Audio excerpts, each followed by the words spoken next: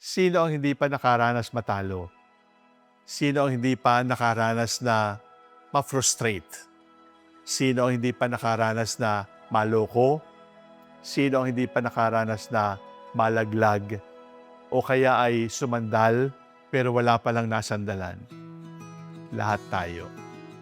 Pero kapag frustrated ka, kapag nilaglag ka, kapag nasaktan ka, kapag feeling mo defeated ka, palagi ka nalang talo kahit anong ginagawa mo, anong gagawin mo?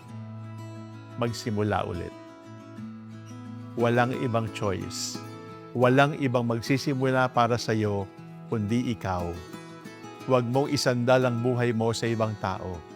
Isandal mo ang buhay mo sa Diyos.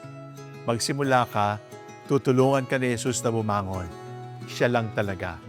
He will not disappoint you. He will not abandon you. Hindi ka niya ilalaglag.